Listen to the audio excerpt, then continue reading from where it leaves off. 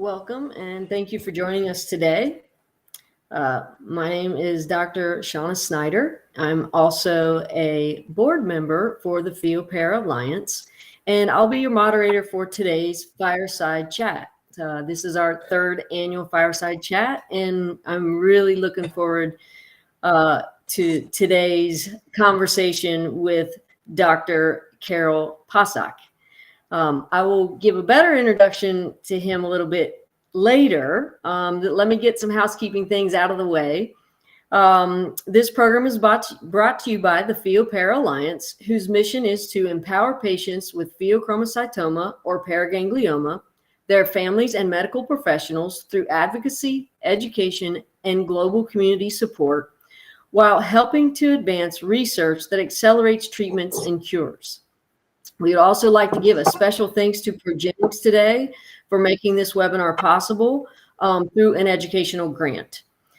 Before we begin, we are excited to share our end of year video with you all. We've had a very busy year at PPA, and so we'd like to give you some highlights. So here we go.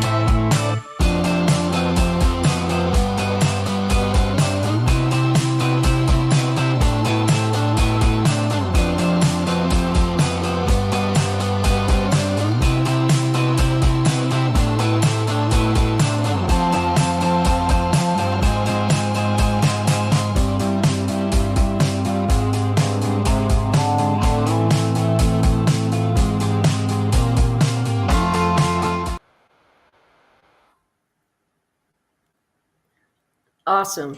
So in addition to all the things that we have accomplished this year, as you saw from the video, we would like to remind everyone that through the end of the year, Pheo Alliance is conducting our end of year fundraising drive. And your generous donation ensures that we are able to continue our mission of supporting those with Pheo, not only by providing up-to-date information on these tumors, but by giving programs like outreach to the newly diagnosed, our monthly our monthly peer support meetings, our one-on-one peer support meetings, our healthcare provider education and outreach, our Centers of Excellence program. We have a lot of things going on. And through the end of the year, we are doing our end of year giving campaign. So if you're able to donate, we would greatly appreciate it. Simply go to pheopara.org and you'll see a donate button there. All right, so our disclaimer for today is that the information presented in this webinar is for educational purposes only and should not substitute the advice of your doctors and medical team because they have in-depth knowledge of your medical history and current situation. All right. Without further ado, let's get into some questions, and let me introduce Dr. Pasak. All right, world famous. Here he is. I always like to start off with something fun, but before I do, let me give you a quick introduction. Dr. Pasak is a board-certified endocrinologist and is chief of the section on medical neuroendocrinology and head of the Department of Endocrinology, Metabolism, Genetics, and Endocrine Oncology Affinity Group of the Eunice Kennedy Shriver National Institute of Child Health and Human Development of the Intramural NIH Research Program at Bethesda, Maryland. His transitional research has provided novel understanding of and treatments for patients with neuroendocrine tumors, especially pheochromocytoma and paraganglioma. Dr. Pasak established the International Symposia on Pheochromocytoma, the most internationally recognized meeting in his field. He was part of the Endocrine Society's 2014 Pheochromocytoma Task Force and currently serves as a member of the Journal of Clinical Endocrinology and Metabolism's editorial board. For more than 20 years, Dr. Pasak has developed and led an internationally recognized program on pheochromocytoma and paragangliomas, and he is among the most cited researcher in the field of pheo and paras worldwide. He is having about 2,000 citations per year. That's phenomenal.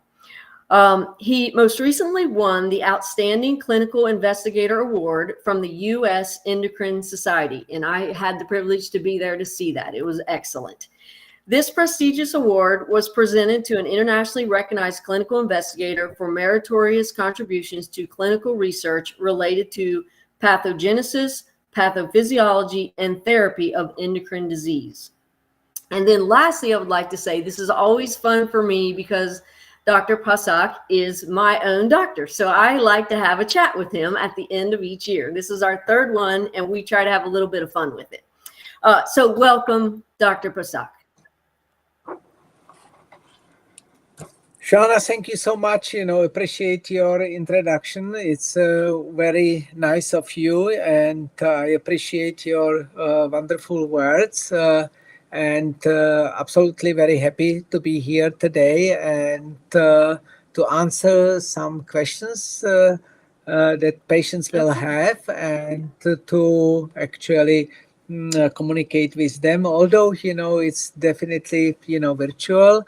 Like, it used to be, for several years, but I think, we can have, very good interactive session today, and I will be happy, to navigate patients, in terms of their management, treatment, as well as, some future plans, and discuss, how to put everything together in terms of their diagnosis. So once again, thank you so much for the invitation. It's really great honor, to be invited by Pheo Para Alliance, and also to be that your actually, or this session and seminar and webinar is supported by Progenics and by other entities. Thank you so much. Well, we are so glad that you are with us, and we have a lot of questions today that have been submitted. I think this is the most amount of questions that we have ever had. So I'm just going to fire them at you today, and we'll see how far we can get. Does that sound okay? I think it's okay. I have unlimited time, so we can spend, a lot of time, so that all, okay. Those who are asking, will be happy, with, that their questions will be heard and answered. Okay, well, let's get going then. So the first one, what recent developments in PheoPara are you most excited about? Yeah, that's interesting question.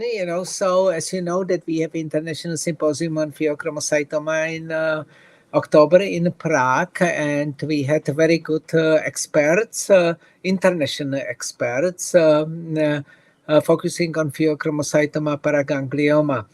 I think that, there are many, I cannot go through all of them, but I think that we will be seeing, some very interesting development.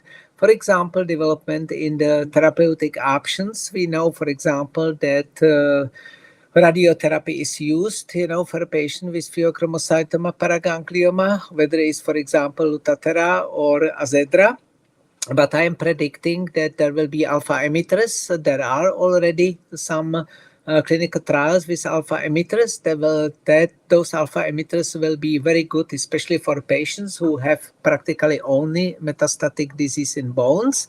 But it actually can hit also some other metastatic disease related to organs. But the bones will be actually those who those patients who may actually profit really very well. There will be also combination, for example, with azedra and alpha emitters, as well as Lutathera and alpha emitters. So I think it's coming very soon, and I think that we will have, some very interesting outcomes. Something else, is metabolomics. Metabolomics is really booming.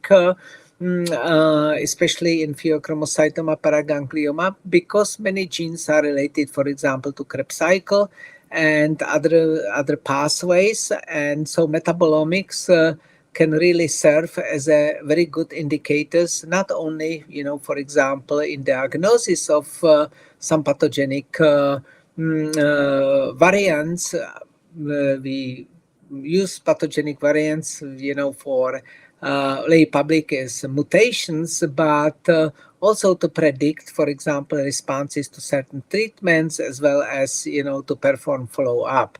About the metabolomics, there are already some very interesting developments in terms of some specific pathways. They are related to some hereditary pheochromocytoma paragangliomas, for example, for the SDHB, succinate dehydrogenase subunit B polyamine pathway, and other pathways that can be actually serve as a target. So you will hear a lot about the metabolomics. We are still not there yet, with everything, but I predict in the 3 to 5 years, we will have some very interesting data using metabolomics. The other I would say part of pheochromocytoma paraganglioma research is there are immunotherapies. You know that immunotherapies are still limited because we are using systemic immunotherapies. And I'm pretty sure that systemic immunotherapies, and there are some very interesting data from MD Anderson, that approximately 40% of patients may respond to systemic immunotherapies, but I predict there will be some other options for immunotherapies, like so-called intratumoral immunotherapies, when you don't actually put immunotherapy into IV, into vein, doing IV, but actually directly into the tumor. And this is very important because, toxicity is extremely low. You are not using so much compound, in terms of the price or cost, is definitely much, much lower. And you are actually activating the innate as well as adaptive immunity. We have some experimental data, and some other groups, they also are working on some actually approaches for intratumoral immunotherapy. And I feel that not only in paraganglioma, but also in many, many tumors, like Dr. Levy in Stanford, who is actually leading researcher in intratumoral immunotherapy, and others, they have a very, very promising data. There are also some very promising data in at Hopkins, for example, with colon cancer.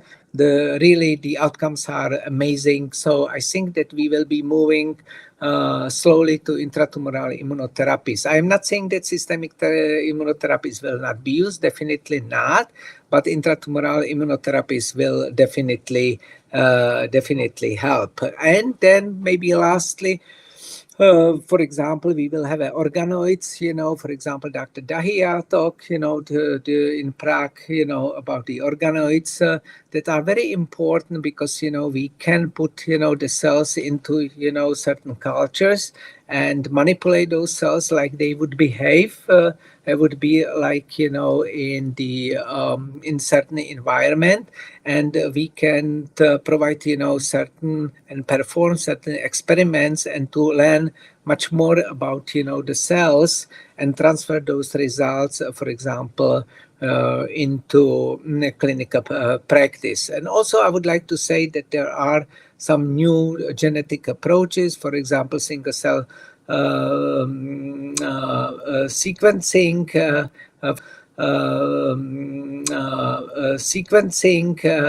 for example, Dr. Todd Hill talked about that. And we know just now that we can divide pheochromocytoma paragangliomas previously into three most important clusters, but the clusters have so-called subclusters, and Richard Tothill and his groups, and there was international study. They found that there are many more subclusters, and I think that that would be very important in terms of when we are thinking about, some therapeutic options. And also because we look at the cell, the specific cells, we can actually predict what those cells are actually doing and how those cells are behaving. And for example, we have a support cells, so-called system to CAR cells, and they can play important role in metastatic disease. So not only the cancer cells, but what is around actually cancer cells. So we are expecting that there will be really very interesting discoveries. Of course, it will take some. I predict that that would be maybe in 3 to 5 years.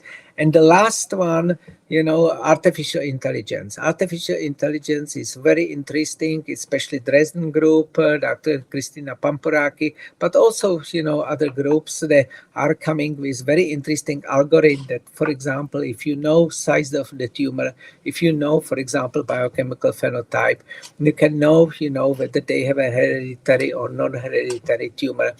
You can put also the age, and you can also put some other characteristics of these tumors. You have a very good prediction. What is the likelihood of getting metastatic pheoparaganglioma.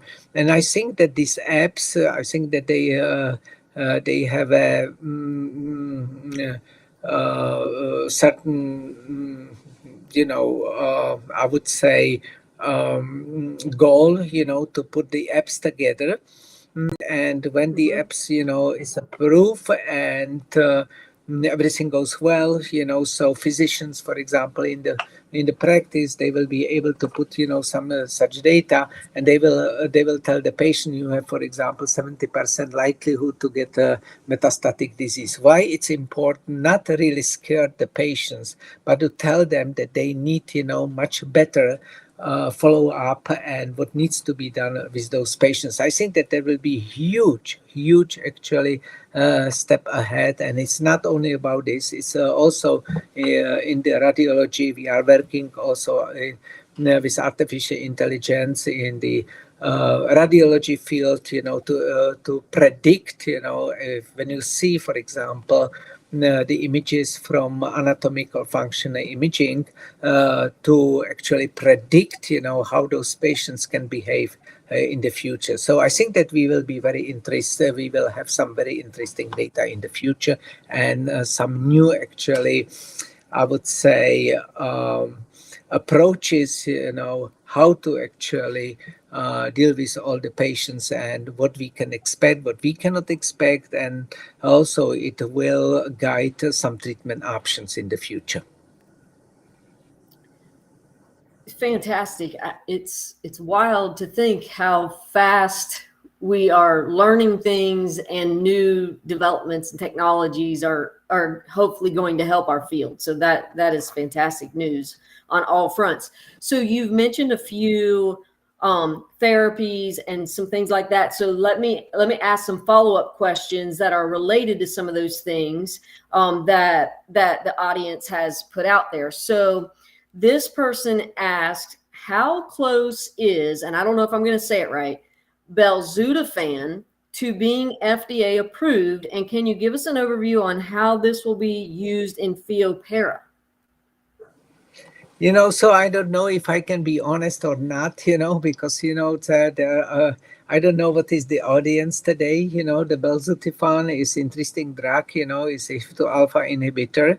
And this HIF2 alpha inhibitor plays very important role for the patients that they have a mutation in the so-called Krebs cycle, is the cluster 1, either cluster 1A or cluster 1B. The cluster 1A and B, is either Krebs cycle or hypoxia signaling pathway when, for example, HIF2 alpha is stabilized. When I say the stabilized, it means that, it's not degraded in proteasome in the cells, and has a little bit longer biological half-life, and has actually option to go from cytoplasm to nucleus. What is important that HIF2 alpha in the nucleus can affect many genes. These today approximately 1,500 genes that they are, and most of these genes are related to transformation of the cell into the cancer cells, and that is very problematic.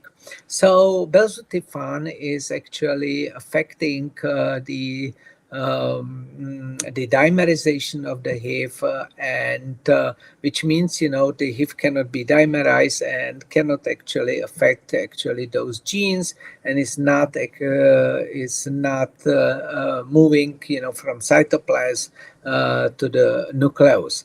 The data, the Merck is actually performing the study with the belzutifan, and the study was done here at the NIH, and several institutions, not only in the US, but worldwide, participate in the clinical trial. I don't know the results of the clinical trial. I don't know how the belzutifan will work.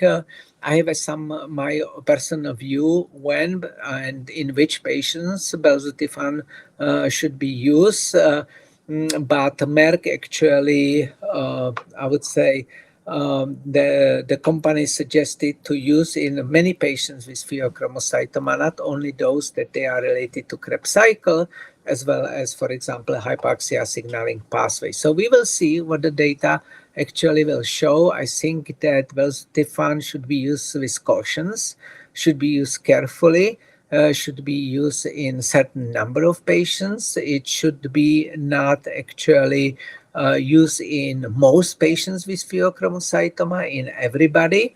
So it has to be very carefully chosen which patients should have or should be treated with belzutifan. Unfortunately, its clinical trial, belzutifan is not available, although it can be actually available outside of the clinical trial, but there are only very few patients. Those patients that they have a HIF2 alpha mutations, they have a polycythemia, HIF2 alpha mutations, and other problems. Belzutifan is extremely very good drug, for these patients, and I think that those patients are the most important one who should be treated with belzutifan, but this is very small fraction of all patients, with the pheochromocytoma and paraganglioma. Okay. All right. Very good. So the other question that someone has about kind of a study / therapy that I guess we're looking at is the vitamin C study that was with the antioxidant pathway inhibitor brutazole. I think I'm saying that right, brutazole. And it looks like maybe this was a study done in mice. Is there anything going on in the human world, human study with that vitamin C and then this brusitol? Yeah. So in terms of vitamin C, yes, this was an experimental study that was done here at the NIH, and I think it was published in Clinical Cancer Research, if I remember, or one of those journals, several years ago. Those are experimental studies, but there are also many studies, in clinical medicine, especially in cancer research and with cancer patients, and those studies may have, some very good outcomes. So the problem is that the amount of vitamin C is pretty high. So calculating approximately for humans, it's about 70 milligrams, or maybe more, 70 grams, not milligrams, 70 grams, so every few days. So this is really hefty dose. Also is not affecting actually kidney, but the patients, they have to have an infusion at least, twice a week, and there are only very few centers that will provide actually this amount of vitamin C, and of course, it can be expensive. The vitamin C, usually they will provide vitamin C, but they will give you 3 grams, 5 grams. But this is something that is will never work whatsoever, because it's related to oxidative stress, increasing oxidative stress, and if there is high actually oxidative stress, the cell cancers are dying. So there are some clinics that could actually provide vitamin C, but every patients, they have to look at those clinics in the United States. We don't have at the present time a vitamin C study here at the NIH, but I would say that those studies could be actually very useful, and again, especially in patients, for example, who have a higher risk of metastatic disease, or they have already metastatic disease like SDHB. So it's not really available at the NIH, but I think it's still promising. Our group was the first one published about the vitamin C. That there was another group, published in the same journal, Clinical Cancer Research. The French group about vitamin C. The results are pretty much the same. So we are big believers that vitamin C can actually work, but as I said, you have to have very high doses. You have to have actually center who will provide it, and you have to be dedicated to this treatment, which means that you have to get this treatment at least twice a week and for a longer period of time. And of course, you can imagine, that there will be, some some other drugs, Bursatol or some other ones, there are something, similar, a little bit different, because with glutathione pathway, etc. But also, those studies, can be also promising and can have a very good outcome in pheochromocytoma paraganglioma. But we never actually move from the experimental study to clinical studies, and one of the reasons is that, of course, limited resources as well as personnel. But I think that if we put together the group of international scientists and, for example, ask for some specific international grants, we could actually start, those studies. Whether those studies will start in the United States or somewhere else doesn't matter. But I think that we could actually entertain, this idea and to consider about, some multi-institutional or international study. Mm-hmm. I'm sure there will be several patients who would be willing to jump into that study. So you just give the word, and I'm sure you'll have. Yeah, because vitamin C is, not harmful to the patients, and there are really very good data. Patients are doing well. Don't be afraid of, for example, kidney failure or something like that. Definitely not. There are some tests you have to go through before vitamin C infusion, but otherwise, the vitamin C is not harmful. Patients are doing well, feeling well, and it's also known in other cancers like pancreatic cancer and other type of cancers that there are some actually good outcome.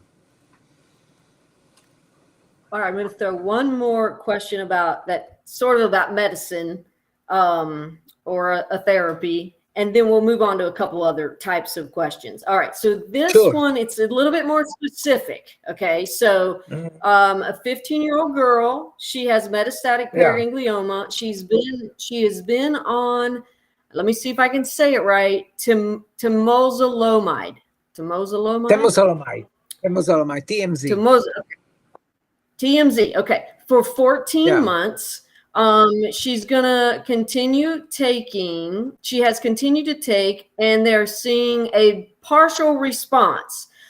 Do you think combining capecitabine with the TMZ should be discussed?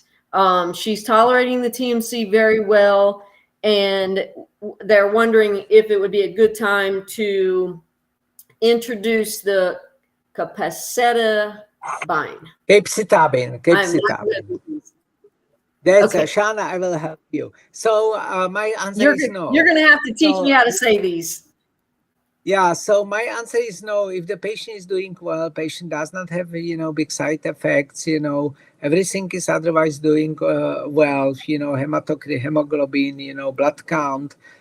Patient is satisfied. Patient has the response. Why to actually add capecitabine? It really depends. If the patient would not respond or would have some problems, we would maybe even stop the TMZ. But if there would not be so much a response without any problems, yes, you can use capecitabine as well as temozolomide, which is called CAMP10, and that would be fine. But if the patient is really responding, why to add another drug? Because once we are adding another drug, there are always some side effects. Patient may not start feeling so well. He may be exhausted and everything. So we have many patients. I mean, many. We have the good number of patients on TMZ. We don't actually add capecitabine in case that patients are tolerating medication well, they are responding, they have a good life, so without any very serious side effects or anything like that. So here I would keep it as long as possible the patient is responding to the therapy. Okay, that's great. Excellent. And it's good to hear when patients respond, of course. All Yeah, right, that's let's have a few. Yeah, let's have a few different questions. Okay, so how often do you find that tumors grow back in the same location? Yeah, it depends on the genetic mutation. It depends, how the tumor was removed, whether it was removed, by experienced surgeon, and also the size of the tumor, if the tumor is attached to certain structure, and where is the tumor located? Because, sometimes those tumors cannot be really removed so well unless you do, for example, vascular reconstruction, and even vascular reconstruction sometimes can be permitted, sometimes not. So there are many variables, how to actually approach this problem. But overall, if you have a very good and experienced surgeon and the tumor has, good characteristics, I would say so it's about maybe 10-15% or something like that, sometimes even less, for those patients that they have a hereditary disease like MEN, etc. It can be sometimes higher, but it really depends on how the surgeon is skillful, and also, as I said, the anatomic position of the tumor as well as size of the tumor.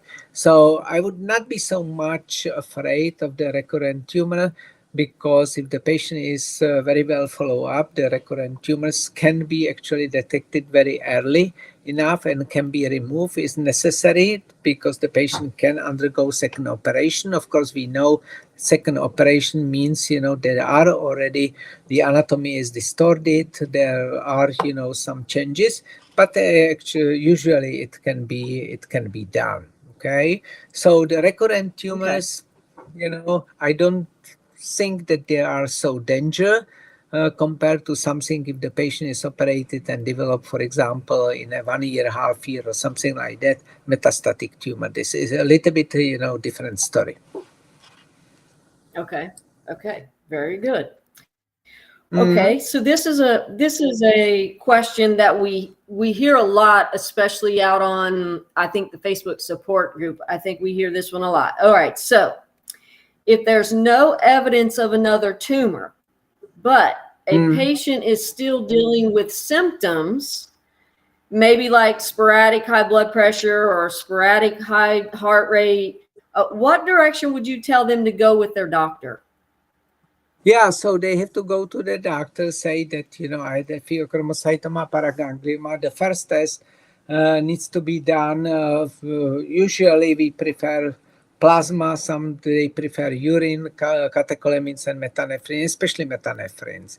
Look here, if you have elevated metanephrines, means that, the metanephrines are coming from catecholamines. Catecholamines are actually metabolize into metanephrines, and sometimes they can be released into the circulation, which means that the patient may have actually symptoms related to recurrent or new, or growing, pheochromocytoma paraganglioma. If the metanephrines are negative, so the usually patient does not have a pheochromocytoma paraganglioma, because you remember, the catecholamines are actually metabolized into the metanephrines. Metanephrines are released, independently of catecholamines, and they are released practically every second. So the patient cannot have a symptoms and signs if they are not actually elevated metanephrines, which means if there is no production of catecholamines. The symptoms and signs are related to catecholamines. They have to be produced. Okay, metanephrines actually reflect that their production, and of course, in sometimes, catecholamines can be released, from the tumor. Not all of them will be, of course, metabolized into the metanephrines. So then, when we know that the patient may have some problematic situation in terms of for example, new or small pheochromocytoma/paraganglioma. But if biochemistry is negative, how come that the patient may have symptoms and signs? You cannot have symptoms and signs unless the biochemistry is positive. So they have anxiety, panic attacks. They have some type of nervousness under certain situation, social anxiety, and everything. So it's completely different. I would say completely different situation how we approach those patients. I see many of those patients who are coming or consulting with me over the internet, and they think that they have a pheoparaganglioma, but when you look at the biochemistry is negative. Once biochemistry is negative, you cannot have symptoms and signs. Symptoms and signs are related to positive biochemistry. Okay? And because the metanephrines are actually released, 24 hours a day, every second, every minute. So if they are not negative, they are not positive, you just don't have actually pheochromocytoma paraganglioma. You have something else. Okay. Would you recommend if a person was having signs or symptoms and they had one test that, let's say it was maybe borderline, would you recommend them just have it again at some point down the road? Yes. Or Yes, absolutely. okay. They first of all, you always ask them what is the reason they have a borderline test. Did the collection was correct? Did they smoke? Did they had physical activity before test? Did they take any medication before test? Are they taking any medication a long period of time? For example, antidepressants, anti-anxiety drugs. We have many children, being treated with psychostimulants for ADHD. Then, of course, it's obvious, okay, because they actually support increase or displacements of catecholamines from vesicles, and they are released into circulation. This is why, for example, those patients very often present with some palpitation and increased blood pressure. This is my first question. If there is nothing there, so they don't have anything, then of course, you measure blood pressure, and blood pressure, heart rate, and then you measure plasma catecholamines and metanephrines. If there is something positive, you have to actually consider imaging studies. But before, you have to be very sure that you don't have a false positivity on biochemical results. Therefore, you have to actually look very, very carefully on their medication. Medication is number one. Once you remove the medication and there is no medication, that is worrisome, and you have to start actually with the biochemical testing. And if the biochemical testing comes positive, you are not sure, you can do the clonidine suppression test. But if you are sure, because the biochemical testing, the data are pretty high, it's at least 2 times above the upper reference limit, you can actually start the imaging testing. Okay, that's good information for our audience. All right. Next question. Is metastatic pheochromocytoma curable? Yeah, metastatic pheochromocytoma is curable, and we have some patients who had metastatic pheochromocytoma and they were cured. But I have to tell patients that the cure comes, very, very rarely, very seldom. Yes, we had some patients that they were cured, but this is in most cases, is really a rarity. Usually, the treatment we have just now stabilize those tumors, decrease actually size of these tumors, decrease tumor burden, but those tumors to disappear is very, very difficult, very complicated. So, and also it depends on the size of the tumors. If somebody has a 3-4 centimeter, don't count that the tumor will disappear with any treatment modality. Sometimes with radiation, even the larger tumors can disappear, but this is also very rare. Of course, we don't know something about belzutifan. The data has not been released. We don't know anything about some other treatment options that are in the preparation, and they will be maybe very successful. We don't know anything about the immunotherapy with alpha emitters or combination, some that can be very good, and but we don't have a data yet. So I think in the future we will know much more, but right now I can tell you from 100 patients, if two, three respond the way that the tumors disappear completely, yes, they may, but it's extremely, extremely rare. Okay, but that's some good news. Reasons to hold out hope. Yeah. All right. Next question. Have you ever heard or seen patients who also have autonomic dysfunction or autonomic dysfunction symptoms because of their Pheopara, wherever it might be in the body? Yeah, so usually not, but there are exceptions. So because this is like apple and oranges, sympathetic or parasympathetic nervous system that can be damaged, because of certain situation, including, for example, some immune reaction that is actually against the sympathetic or parasympathetic nervous system. And there are also situations that, for example, the patients may have the problem with those systems because as an outcome of the surgery. Okay.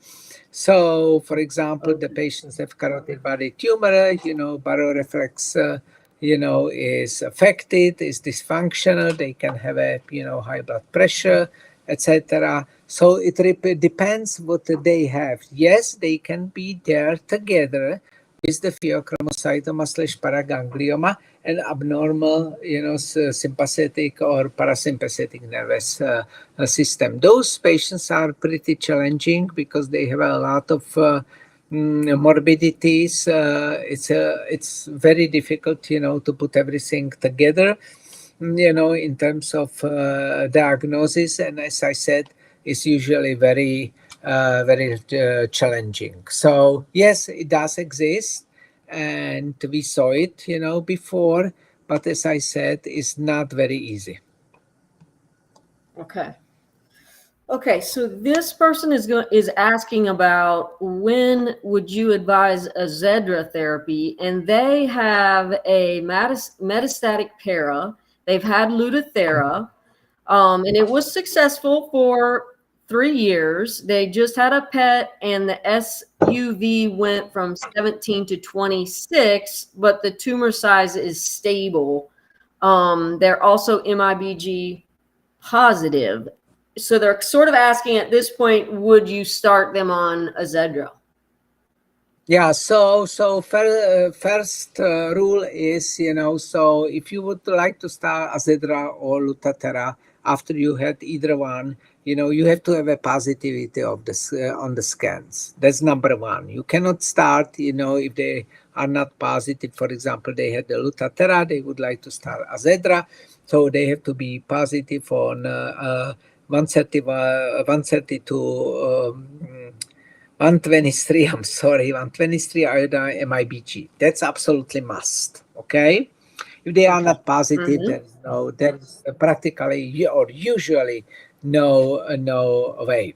So if they are positive and they are positive previously on Lutathera, then you are thinking how much actually radiation they receive. If they receive Lutathera, they receive most likely about 800 millicuries. We don't like to go over 1000, 1200 millicuries because everything goes into, for example, the kidney to be flushed out, and they can have secondary problem like secondary cancer, like the bladder cancer, because the radiation is affecting bladder cells. However, Mm-hmm. so if you are deciding about that, you have to know also about the age of the patient and their bone marrow suppression. If the age of the patient is, they are young patients, they are full of energy, their bone marrow is doing extremely well, I would definitely be in favor, to get them a little bit, small dose, for example, Azedra or Lutathera, whatever, that was the first, and they would be, second treatment. Why not? That can be done. Mm-hmm. And there are some, I think, clinical trials. They are just now trying that, to do some combinations. And these combinations can be of the interest. If I have somebody who's 80 years old, with actually already suppressed bone marrow, because bone marrow can be suppressed not because of pheoparaganglioma, but based on their age, so all this nutrition status and everything, so because when we are young, it's a little bit different when we are older, and then you have to be careful, and you have to be careful to give them actually both, the modalities, because they can really fail, and they can go into very complicated, difficult conditions. So it's very, very, I can tell you it's very difficult. Plus, bone marrow suppressions can be very severe, especially in the older patients.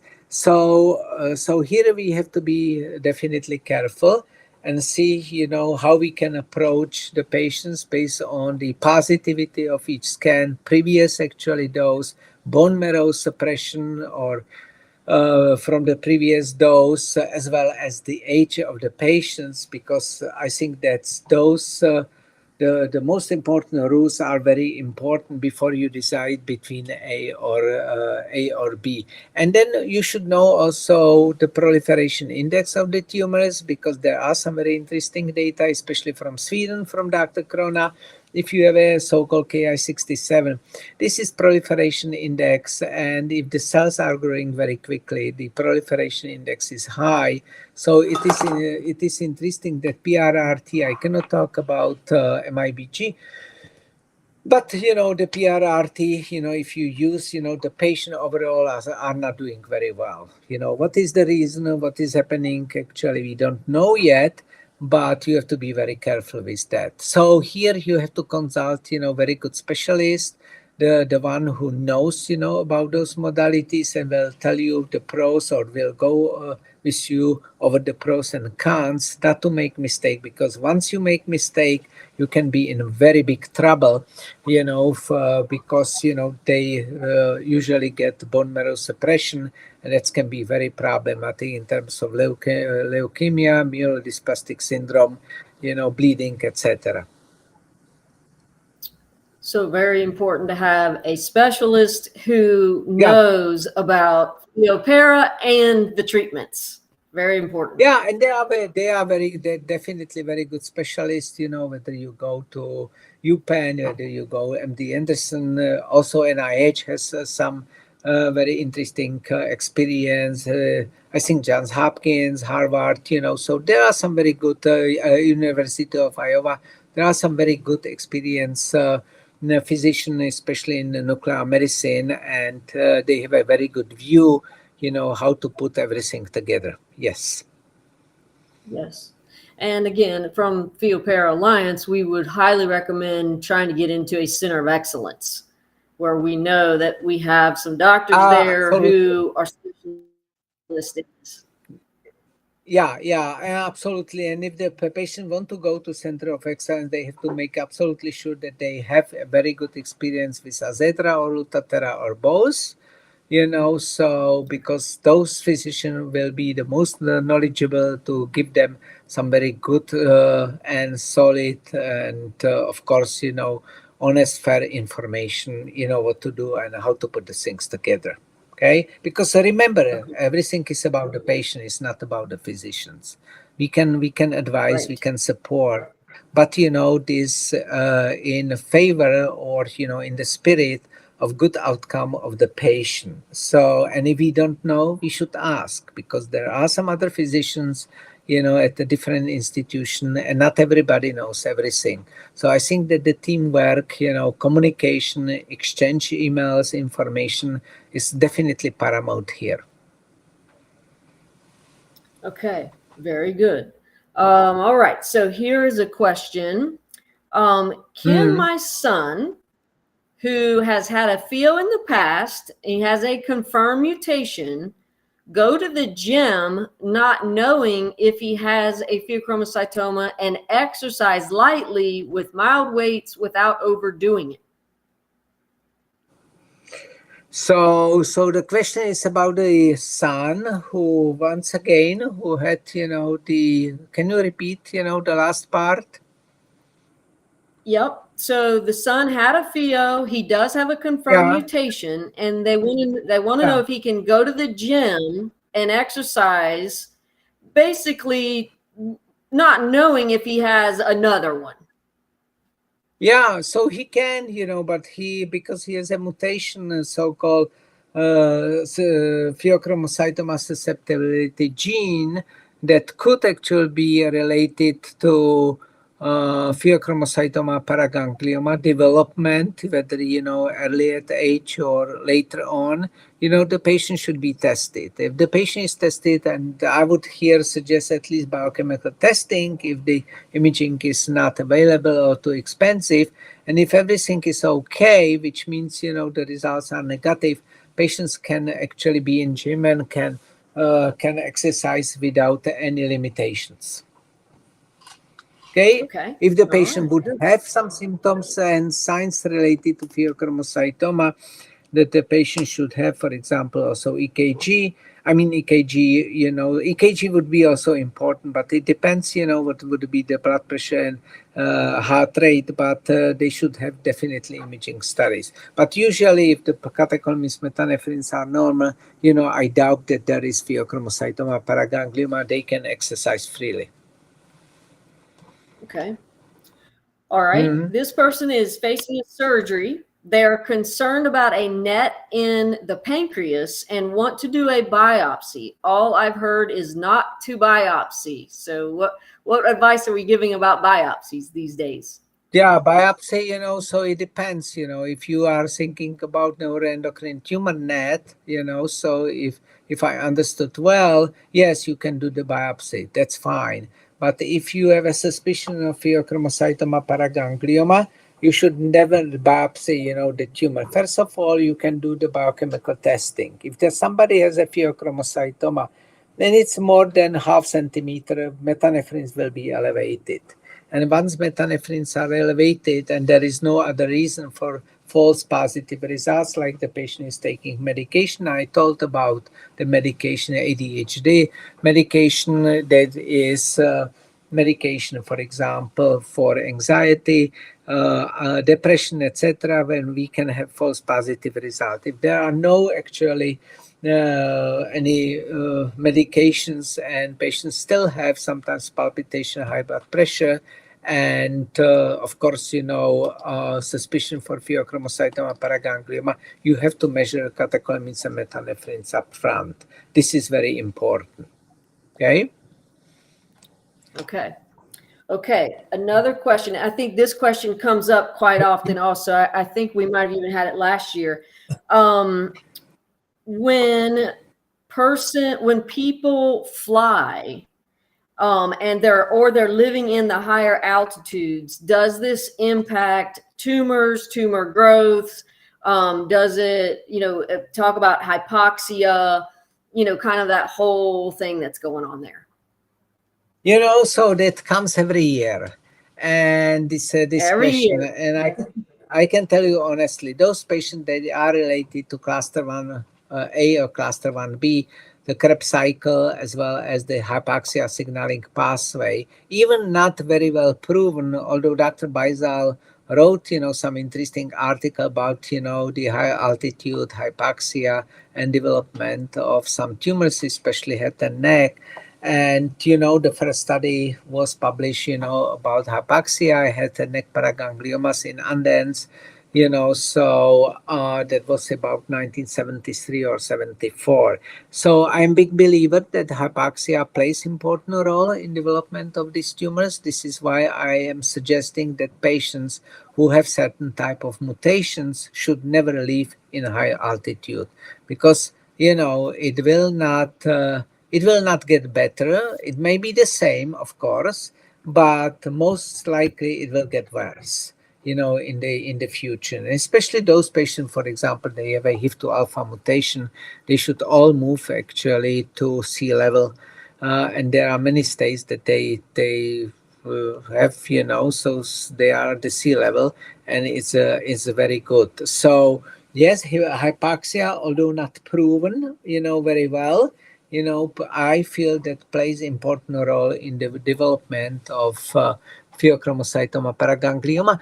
And an interesting paper was published in New England Journal of Medicine from Dr. Dahia and so other co-investigators, and Dr. Vadia, and so they actually linked the hypoxia to heart failure, and of course heart failure means that patients are hypoxic and actually developing more often pheochromocytoma paraganglioma. So I am a big believer of that, and I think that the patient should not live in high altitude, overall.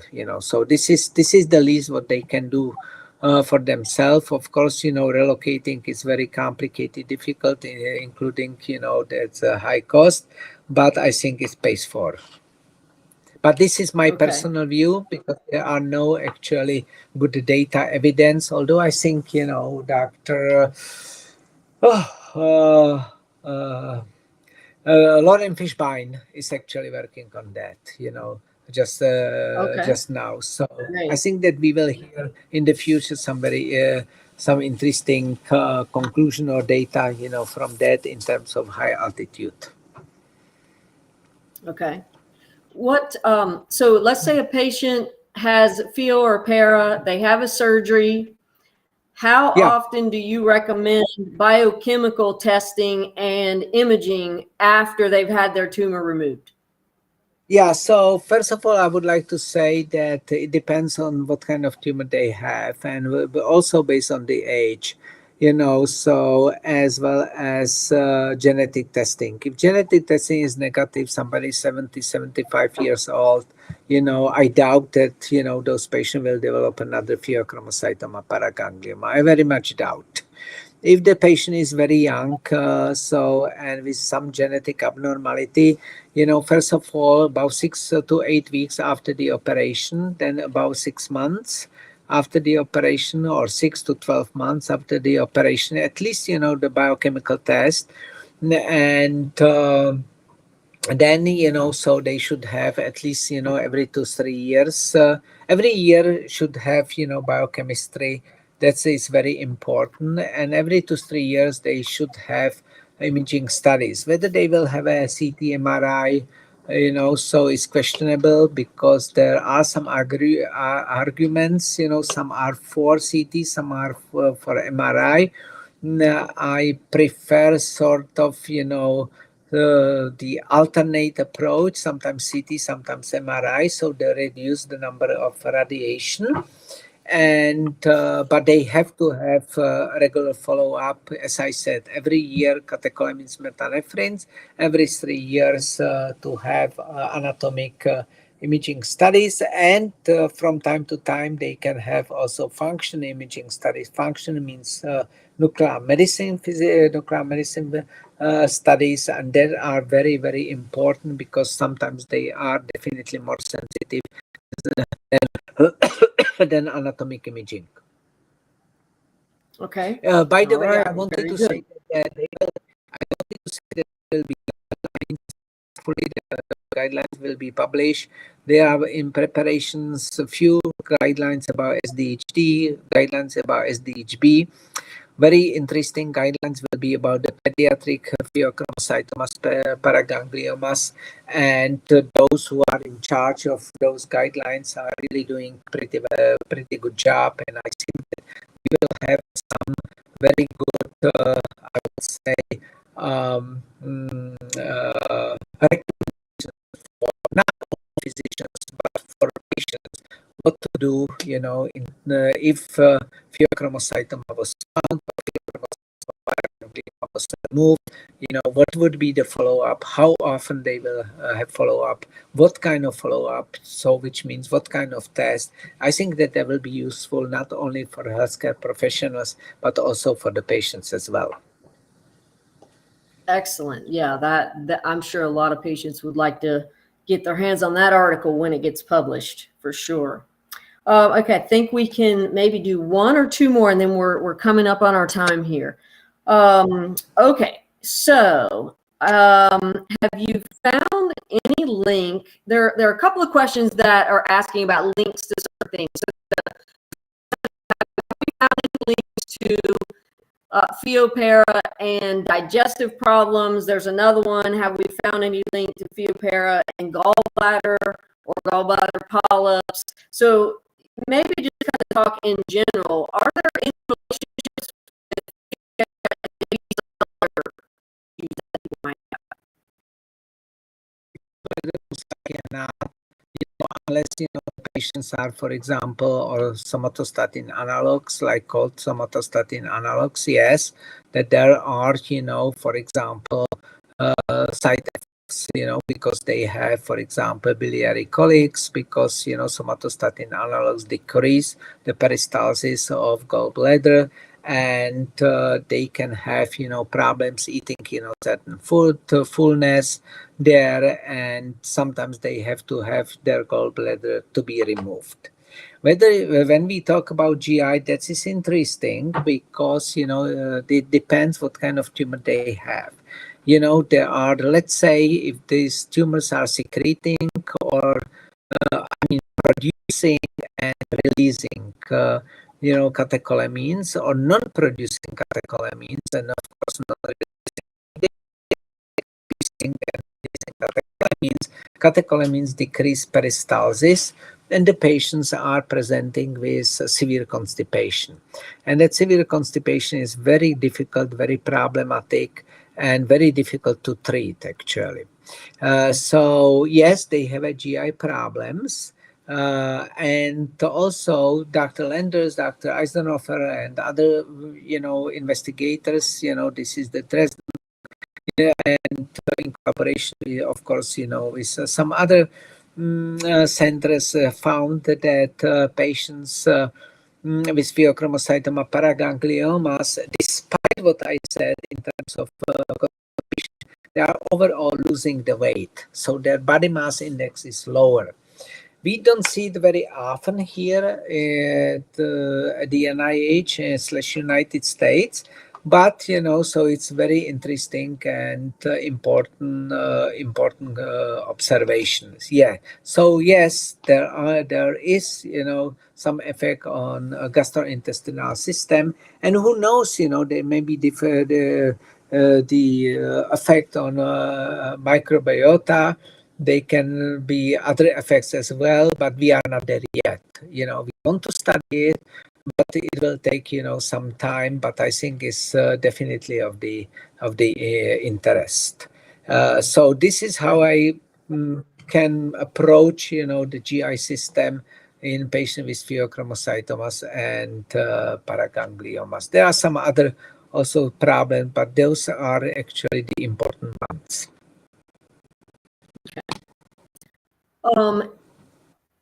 This might be our last one. I'm waiting on to hear if this is our last one or not. But let me ask one more while I wait.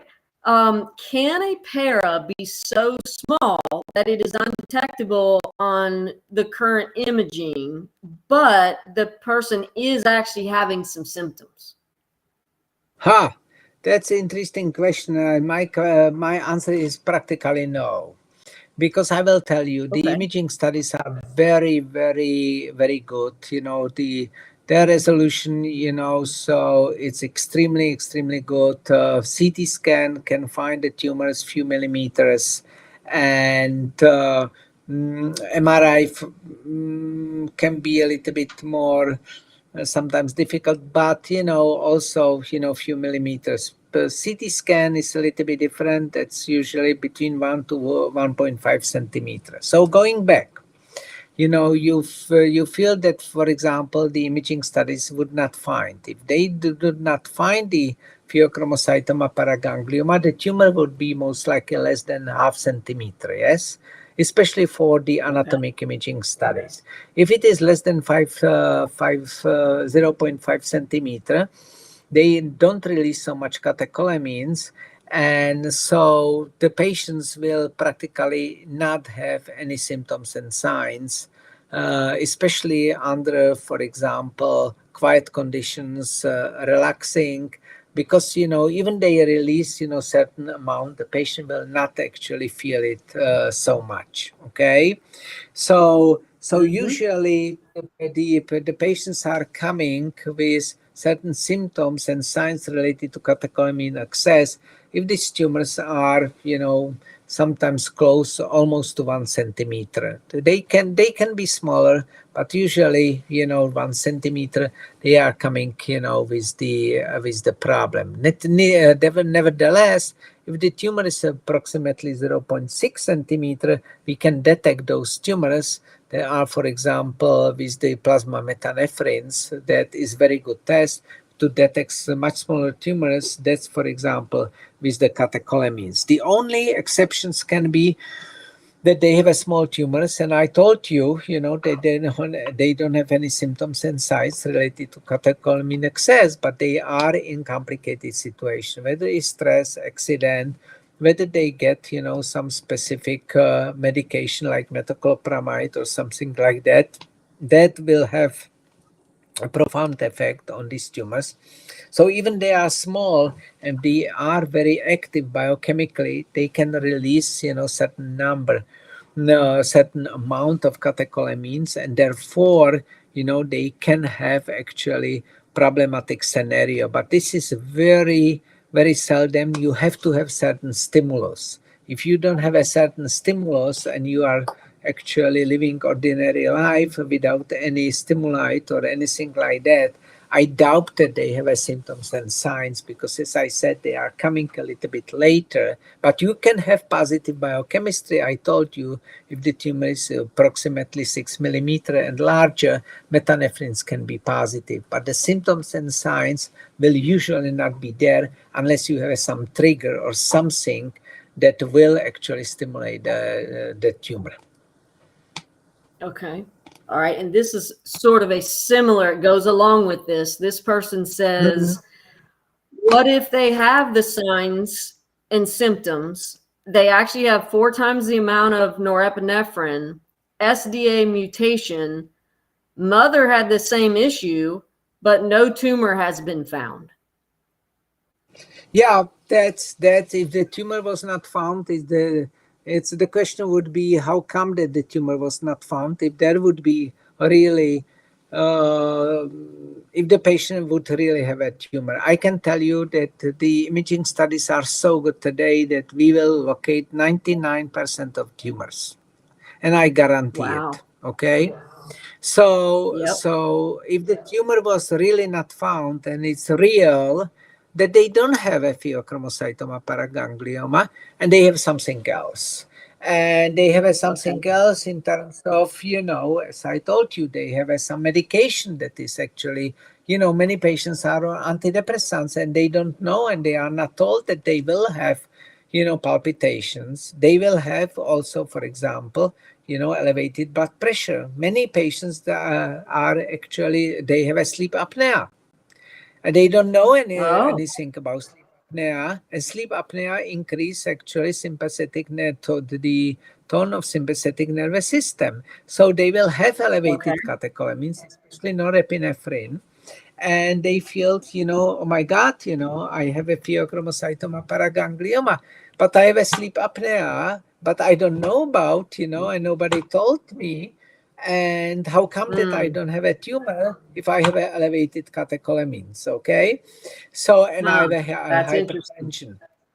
So there are some actually entities and some diseases that we have to be very careful. But I can tell you, if we do the imaging carefully, we do imaging properly, I guarantee you that practically 99% of tumors will be found in the body. These days, the imaging studies and modalities for patients with pheochromocytomas and paragangliomas are so good that we rarely miss, some tumors. Very rarely. Wow. Okay. That's really good. And I think, maybe then I hope some patients, as they listen to this, if they've been on trying to figure out what's wrong with them, it might be good to suggest that they get a sleep study to find out if they have sleep apnea. Oh, absolutely, absolutely. They have to have a sleep study. Of course, they have to have, some other exams, like, the if they have a, so panic attack, anxiety, although they don't have to be associated with elevated catecholamines, metanephrines, but they can have a high blood pressure, palpitation, etc. Also, we have to rule out drugs. Sometimes patients are using some medication and they feel, this medication is not affecting catecholamines, and this is actually not true. So we have to be very careful with everything and to think about, how to put certain things and certain situations together before we jump into the diagnosis. Yes, you have a pheochromocytoma paraganglioma. Okay. Yep. Yep. Okay, let's do one more, and I think we're about to be out of our time. So let's end on. I have so many. So this person they had a CBT, and they have what is being called right now a cyst on their kidney for several years, but no one is following them. What labs should they ask for to find out about this cyst? Oh, but do they why do they think about that the patient would have pheochromocytoma paraganglioma if they have a cyst? Well, they So had a CBT removed previously. So carotid body, what they did had they? one of those removed. Yeah, with they carotid body tumor CBT. They had a cyst in that location, or where was the cyst? It says the cyst is on the kidney.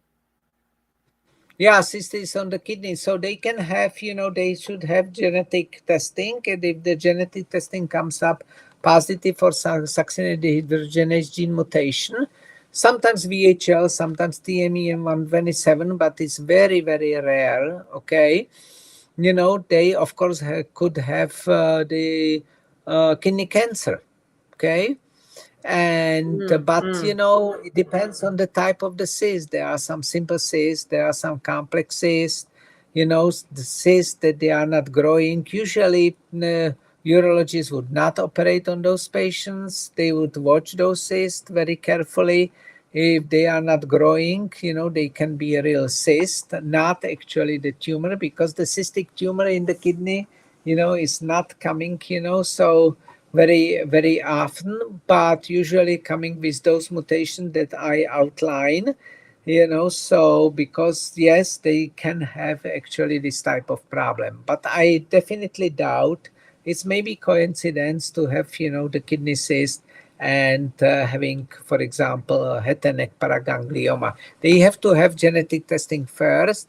If the genetic testing is positive, yes, there is a little bit higher chance that this cyst can be complex cyst and can actually be a problematic in in the future. We don't see renal cell cancer as a cystic cancer, but it's still, we cannot rule it out, so exceptions Right. happen. So they have to be careful, but they have to be followed up very carefully. And usually urologists would actually suggest follow up unless the cyst is very big and it's affecting, for example, a renal parenchyma. That would be complicated different scenario. Okay. Okay. Let's do one more. I'm gonna squeak one more in there. Do you have time? Yes, absolutely. Okay. Okay. If a patient has a non-secreting, non-genetic vagal para, do you recommend that they be blocked in general and or prior to any type of procedure or event? Yeah, my the quick answer is is no. Okay. Okay, they don't Okay. have be they don't need to be actually blocked. They are biochemically silent. They don't have any positivity on metanephrines and catecholamines. There is no reason that those patients would be blocked. Okay. Okay. All right. Let's see. Let's see if there's one more quick one. What causes polyuria in the case of Pheo? Not everybody has polyuria, if they have a pheochromocytoma paraganglioma. But of course, could actually happen because, they are actually affecting the handling of the sodium and potassium and could actually lead, to polyuria. So yes, there are some patients that they have it, but not really that I would heard it on many patients. The number of the patients is very small. Also, the pheochromocytoma or paraganglioma can secrete, certain substances that actually can cause polyuria. But it's not very typical. If somebody would have for example, Pheo with the Cushing syndrome, with hypercortisolemia, I would buy it, and there would be definitely polyuria. But in terms of pheochromocytoma, paraganglioma itself, it's not very common. But it's affecting kidney, how the kidney is handling ions as well as water that could actually lead to polyuria. Okay. All right. I think that we have hit most of our main questions, the big ones. I think we have hit. There are many, many more, but we would be here for hours and hours and hours. So I think this is a good place for us to stop.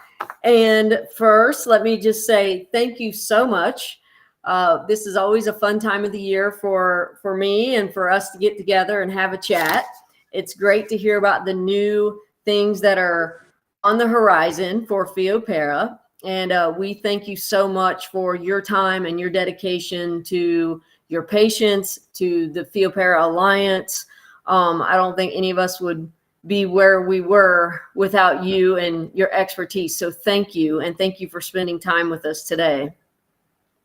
Jonas, thank you so much for having me here today.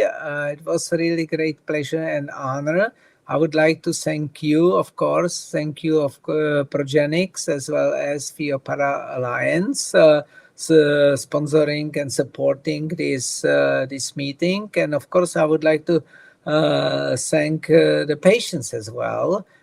So because without the patients, I would maybe not talk. And so for very interesting. And I would say some of those questions were very good, very challenging, and always happy, to help patients and to support them. Many of those patients, I'm pretty sure that they know me. And because we could not go through all the questions, and I understand So, but they can always contact me. They have my email. If you don't have my email, you can actually connect with Shauna. You can connect with Pheo Para Alliance. They have my full permission that they can provide you with my email, and you can send me your question or your situation, describe your situation or worries, or what you think, that could be done. And some of you, we will be, of course, happy to see here at the NIH. Finally, I would like to thank everybody and wish everybody, including you, Shauna, the Progenics, Pheo Alliance, Pheo Para Alliance members, as well as patients, very happy holiday season. And in case that celebrating New Year, or at least I would put the new calendar year, because there is the new calendar year, to have a lot of prosperity, happiness. And of course, if I would have, just one wish for everybody, I would wish everybody, very good health and stable health. And in case that you have, some disease, and I know this is not easy and it can be sometimes problematic, but if it would be stable, this is still winning situation, because it can be stable for 5, 10, 15, 20 years, and that would be definitely wonderful. So once again, it was a really great pleasure to be here with you and to give this webinar, and to receive some very interesting and challenging questions. It was, as I said several times, it was really a pleasure and honor. Thank you so much. Thank you. And this webinar is going to be available. So a few people have asked, are we recording it? Yes, we are recording it. It will be available. Give us a couple of days and we'll get it put up on YouTube. We will also have a link from our website, so you can go to either place and you'll be able to find it. Make sure that you're following us on social media. Sign up for our e-newsletter. We give lots of announcements. I apologize that my screen is a little grainy. It looks like my internet might be going in and out. But don't forget to use the hashtag Let's Talk About Nets if you're out on social media. We are doing our fundraising drive this time of the year, so please donate as you can to Pheo Para Alliance. This is your leading nonprofit that's helping to lead the way with research and advocacy with pheochromocytoma and paraganglioma. So we would appreciate any donations that you're able to do this time of the year. Again, special thanks to Progenics, and special thanks to everyone who attended, and for Dr. Pasak, who shared his time, energy, talent, and knowledge with us today. Everyone have a happy holiday. Bye-bye.